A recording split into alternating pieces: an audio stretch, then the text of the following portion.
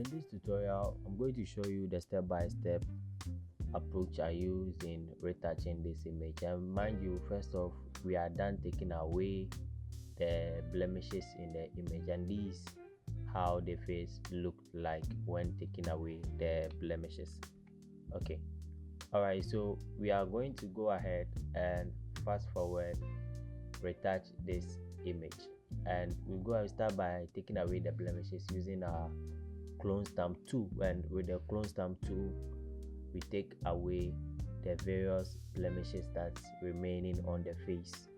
So as you can see in the history, we've done a whole lot of blemish removal, and this tutorial is to teach you on how the frequency separation is being done.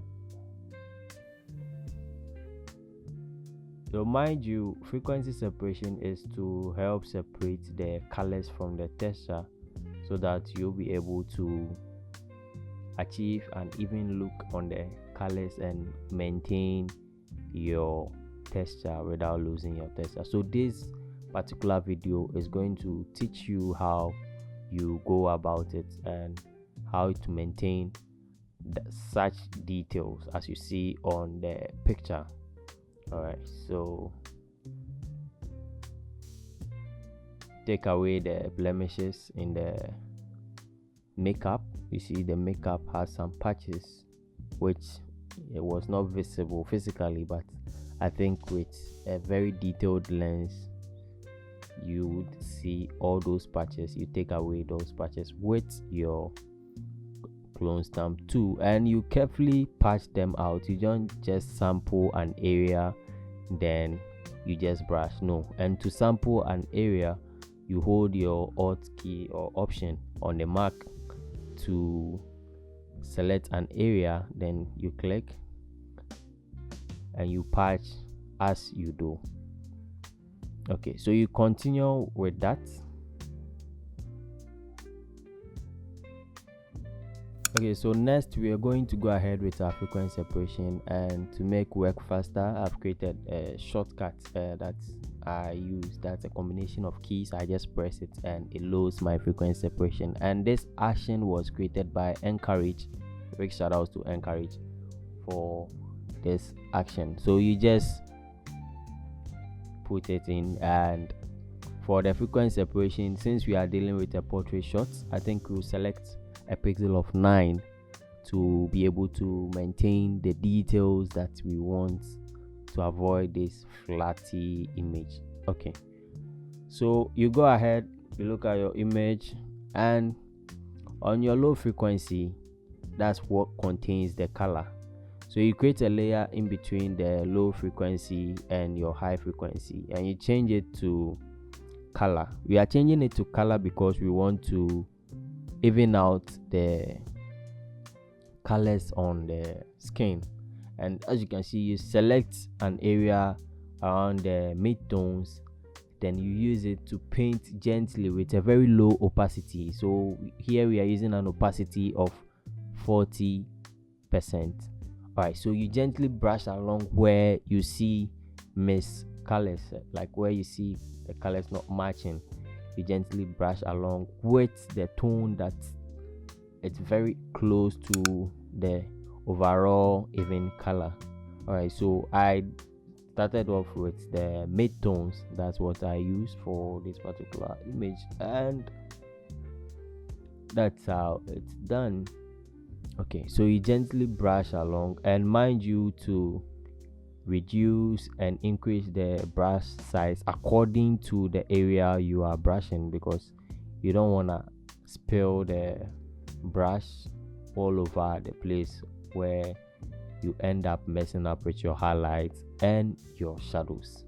Okay, so where the shadow is, you select, then you brush along that side. Then you do this for the entire body, because you have color variations on the body since like the shades of lights that was thrown on the model, and also the model's personal color trait. All right, so select your low frequency, and we are going to use the mixer brush to achieve a very smooth frequency separation. And mind you, with your brush settings for the mixer brush, I personally choose everything below 40%, and as you can see at the top, everything is below 40%, and you gently brush as I'm doing on your image. And mind you, using the mixer brush tool, you have to be mindful of how you are painting. So you know the face texture has an even look that contains both highlights, shadows, and midtones. So you brush according to the highlights and the midtones. So like this, brushing at the highlights, making sure I'm not overdoing the highlights to enter the midtones, and also the shadows to enter the midtone or the highlights, or not brushing everything together. Right, so you increase the brush size according to how the flow or the space where you are brushing is. So you brush directionally and gently around the skin. Mind you, frequent separation kind of take a bit of time, and you have to have patience to be able to achieve a very good and even skin. Alright, so you continue with your brushing.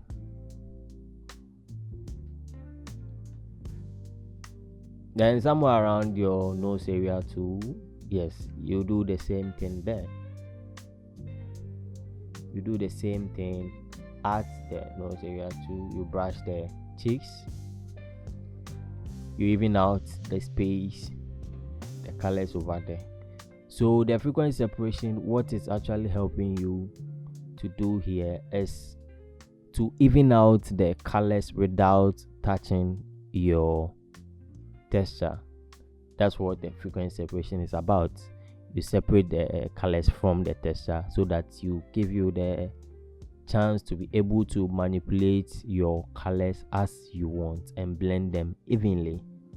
Okay, so as you can see, we are already getting a very good and crisp image over here, and yeah, the image is looking good already. So you gently brush all the areas that's required. You zoom in and out to check them, and right now you have to check on the patches, like there are areas where wrinkles might be that you didn't see earlier on. So you select your high frequency, and when you select your high frequency, you check all the various wrinkles. So down the eyes, you can reduce the wrinkles there a bit, not to take it off completely, which if you take it off completely might look a bit fake. So you just reduce it, because the overall frequency separation that we are doing at the end will reduce the opacity and get the natural skin as much as possible. Okay, so that's our before and our after for the frequency separation. Yeah, beneath the eye here, remove the wrinkles a bit. Then yeah,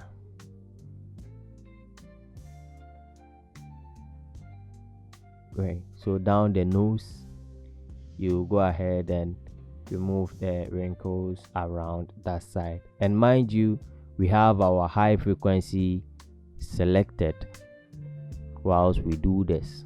Okay, so I have my history opened up, so in case of any mistakes, you just go back, then you do that. Okay, so after you're done with the face, don't forget to touch on the entire body, which includes the neck. So you pick your mixer brush tool, then as I'm doing, you go ahead and you brush over. And mind you, don't forget to brush directionally to avoid losing the way the texture of the body is. Our model here have a very good skin, color tone, and we are not doing that much. Yeah. Okay, great.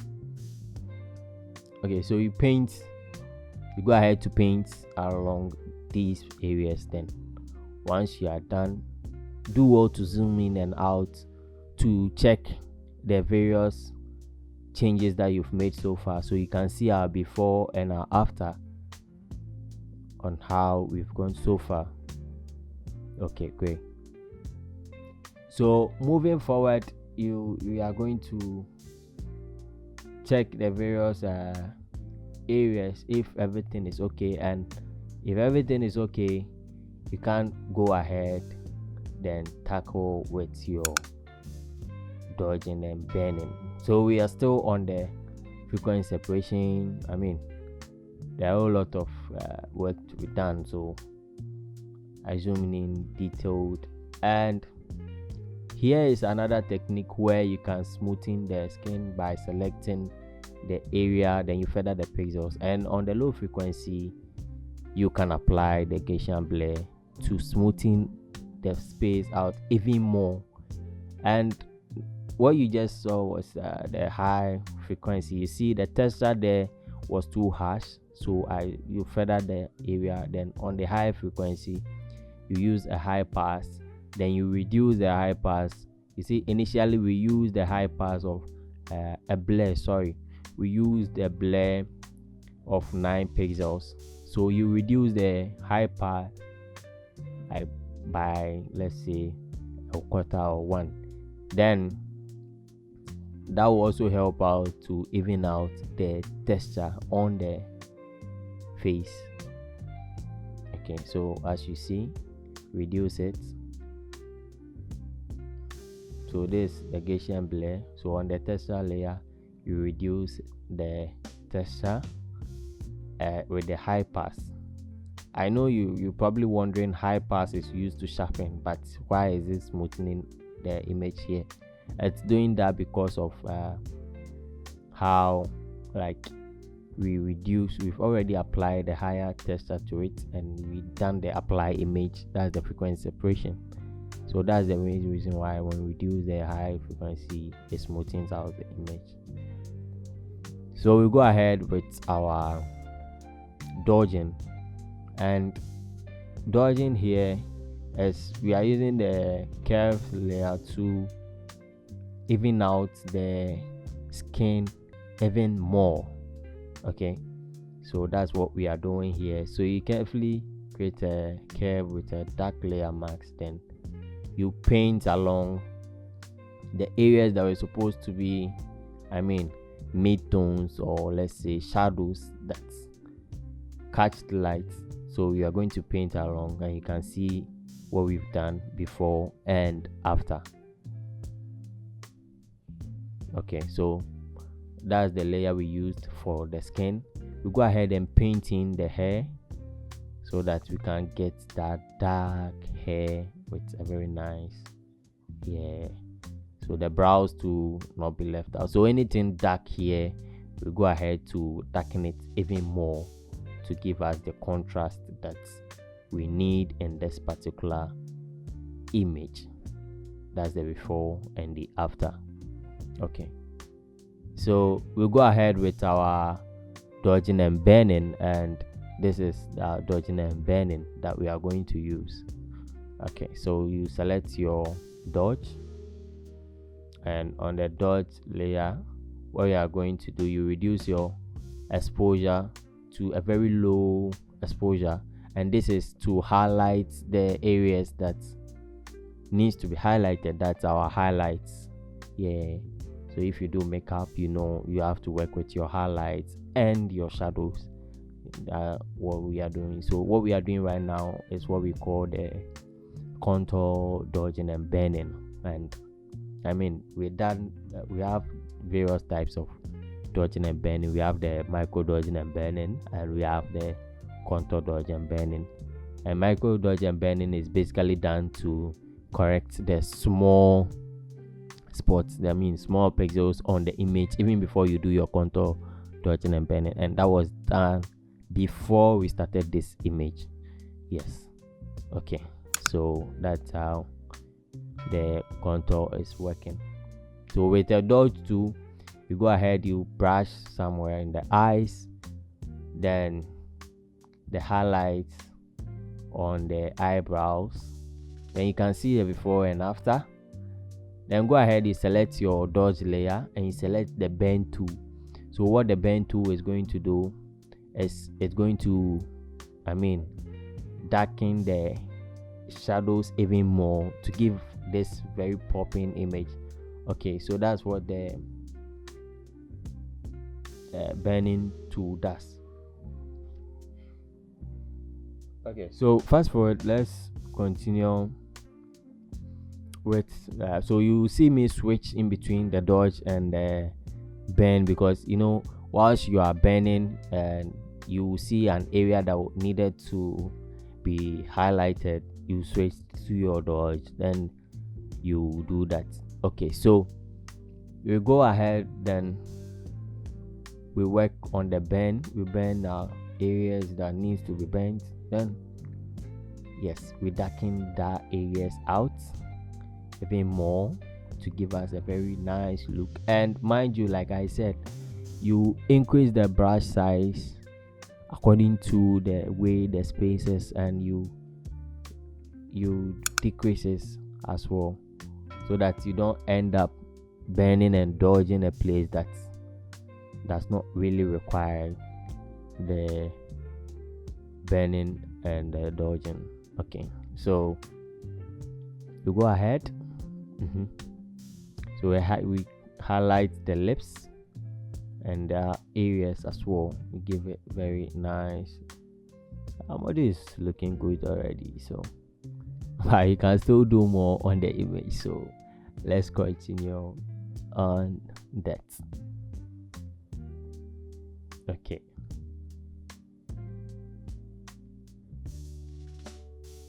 Thank you. Alright, so as we continue doing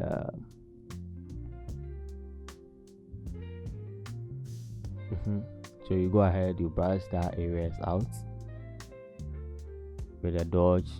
You do the same thing on the lips. So what we are actually doing is highlighting the image even more. And look at the image we have here, very stunning. And so we fix this highlight on the lip a bit, but the texture is too harsh, so use our clone stamp tool, and on the high frequency we brushed in, but I realized on the high frequency it was giving us a very flatty look, so we switched to the low frequency and try to even out the colors over there a bit, and back to the high frequency we try doing something there as well. Okay, so to the low and to the high, we now paint in the lips to avoid the harsh highlights that was highlighting on the lips. Okay, so going forward, this is what we've done so far on the image. Okay, so that's what we've done so far on the image, and going forward we are going to let's even out the lips even more. Great, hold on. Great. Okay, so there are some patches that you do and you end up losing the spaces, the texture over there, which that's not what you want to achieve. So you go ahead and you apply a portraiture filter on your low frequency. Mind you, a very low portraiture filter that we are using. The settings that we used there was very low. So what the portraiture does is it's actually smoothing out the color layer even more. That's our low frequency, and on that we reduce the overall opacity of the portraiture we applied, because you realize it's affecting the image very much and it's making it more even and more smoother. So that's what I basically use when I am doing that. So go ahead then, even out the skin tones even more. Like, after our frequent separation and everything, sometimes you can even out the skin and you wouldn't require to color grade your image again. You end up getting a very good and crisp image that you want. So you select your, what I'm doing here is making the skin more even. That's the gradients between the shadows, the highlights, and the midtones, make it more even. That's what I'm doing here. So with the color layer selected, you change the blend mode to color, then you select a midtone that you want to use as your base color for your image. So that's what we did here, and you can see how the image is looking good. So we select the dress, then we mask it out because the brush was affecting the dress. What we did affected the dress, so that's what we are doing here. All right, so the very high opacity gray, we try to mask out the highlights to avoid the spillage of the brush. Okay, so that's our frequency separation, the before and after frequency separation.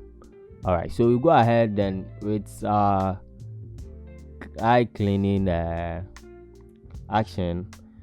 We go ahead and whiten the eyes. So we take our brush, then you brush in. Mind you, the eye whitening contains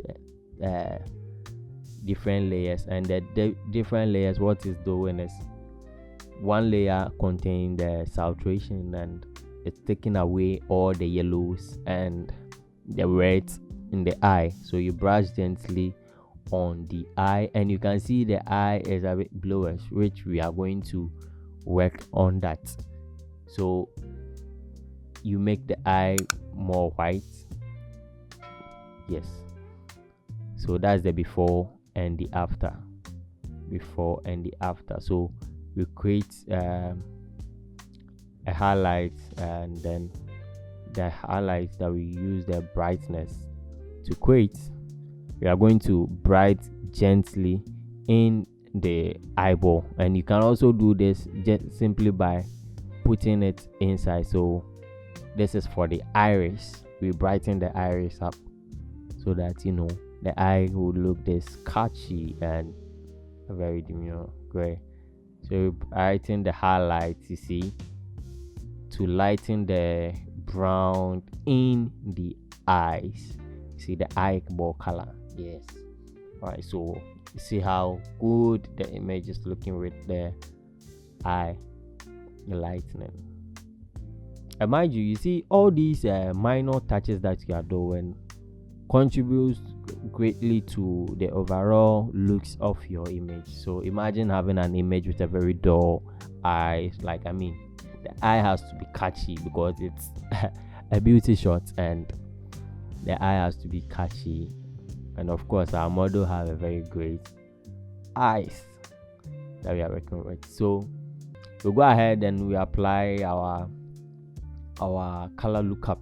So here we are done with our frequency separation. This is how our melanin color look like, which of course we reduce the opacity to suit your liking. That's what I'm going for.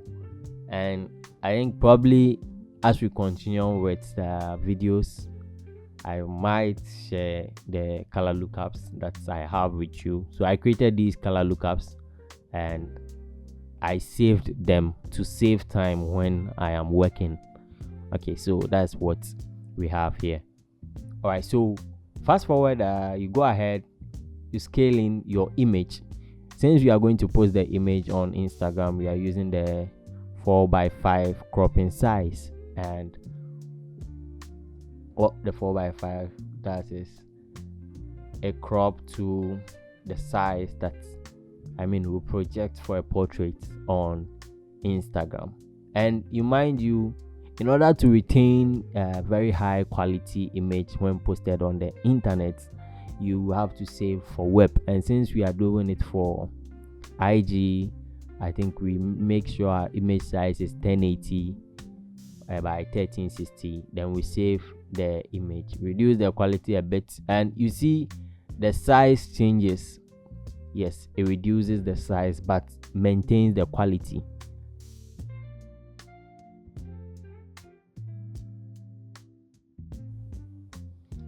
So next up, we're going to go ahead to our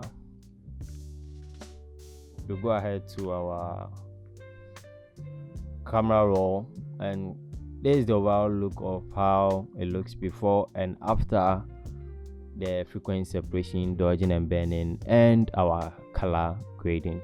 Alright, so we retouch the layer and we go to the camera raw filter, and what we are going to do here is apply a little bit of vignetting to the image to give it that look.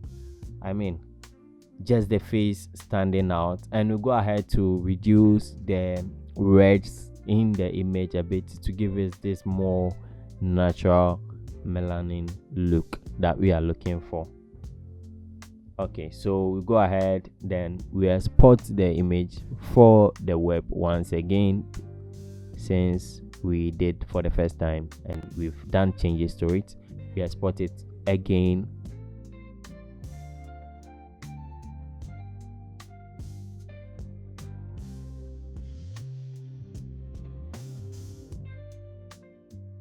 So stay tuned and don't forget to give me a like, subscribe to my YouTube channel as I bring you more tutorials on retouching.